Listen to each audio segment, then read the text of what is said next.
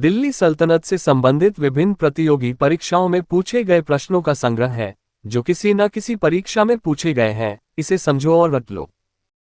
सन 1192 ईस्वी में तराइन के दूसरे युद्ध में मोहम्मद गौरी के हाथों पृथ्वीराज चौहान की हुई हार के साथ ही दिल्ली सल्तनत की नींव पड़ गई थी। सन 1206 से 1526 ईस्वी तक भारत पर शासन करने वाले 5 वंश के सुल्तानों के शासनकाल को दिल्ली सल्तनत, सल्तनत-ए-हिंद या सल्तनत-ए-दिल्ली कहा जाता है। दिल्ली सल्तनत के अधीन 5 राजवंशों का शासनकाल रहे, जो इस प्रकार हैं। गुलाम वंश का शासनकाल सन 1206 से 1290 ईस्वी तक रहा। खिलजी वंश का शासनकाल सन 1290 से 1320 ईस्वी तक रहा। तुगलक वंश का शासनकाल सन 1320 से 1414 ईस्वी तक रहा। सैयद वंश का शासनकाल सन 1414 से 1451 ईस्वी तक रहा। लोधी वंश का शासनकाल सन 1451 से 1526 ईस्वी तक रहा।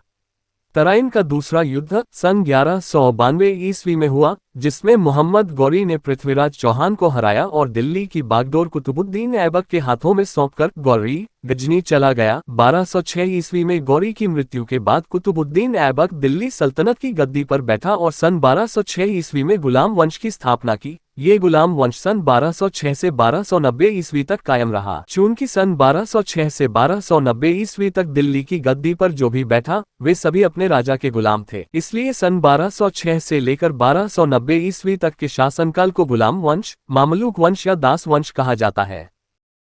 कुतुबुद्दीन ऐबक का शासनकाल सन 1206 से 1210 ईस्वी तक रहा। कुतुबुद्दीन ऐबक ने पहले लाहौर को राजधानी बनाया, फिर बाद में दिल्ली को राजधानी बनाया। दिल्ली सल्तनत पर शासन करने वाला पहला मुस्लिम राजवंश गुलाम वंश था। मोहम्मद गौरी ने ऐबक को मलिक की उपाधि दी थी।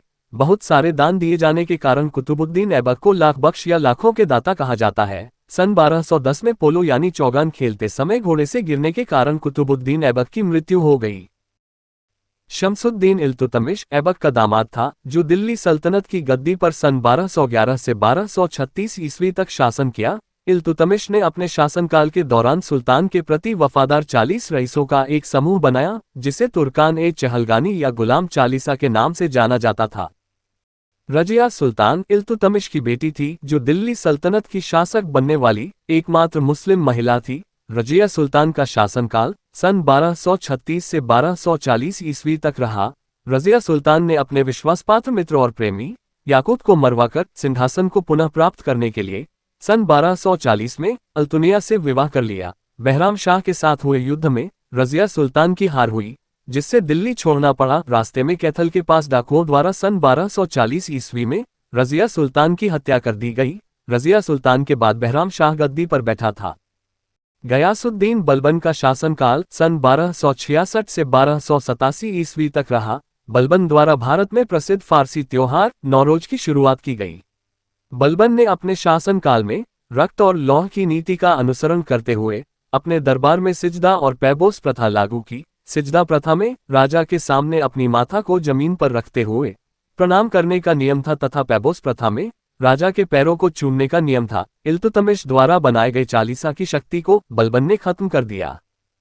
शमशुद्दीन क्यूमर्श गुलाम वंश का अंतिम शासक था, जो 3 साल का बालक था। कैकुबाद को लकवा मार जाने के कारण वह अपने 3 वर्षीय पुत्र शमशुद्दीन क्यूमर्श को दिल्ली सल्तनत की गद्दी पर बैठाया। इसलिए किसी इतिहासकार ने गुलाम वंश का अंतिम शासक कैकुबाद को माना है तथा किसी इतिहासकार ने गुलाम वंश का अंतिम शासक शमशुद्दीन क्यूमर्श को माना है। सुल्तान कैकुबाद ने जलालुद्दीन फिरोज खिलजी को शाइस्ता खां की उपाधि दी थी तथा आरिज-ए-मुमालिक अर्थात सेना का मंत्री नामक पद प्रदान किया था। जलालुद्दीन फिरोज खिलजी ने कैकुबाद की हत्या कर दी और शमशुद्दीन क्यूमर्स को सन 1290 में पदच्युत कर दिल्ली का सुल्तान बन गया। इस तरह सन 1290 ईस्वी में गुलाम वंश का अंत हुआ और खिलजी वंश की स्थापना हुई। जलालुद्दीन फिरोज खिलजी ने किलोखड़ी को अपनी राजधानी बनाया। जलालुद्दीन फिरोज खिलजी का शासनकाल सन 1290 से 1296 तक रहा। वीडियो पसंद आया हो तो इसे सब्सक्राइब कर ले ताकि इससे संबंधित दूसरे वीडियो का लिंक मिलता रहे।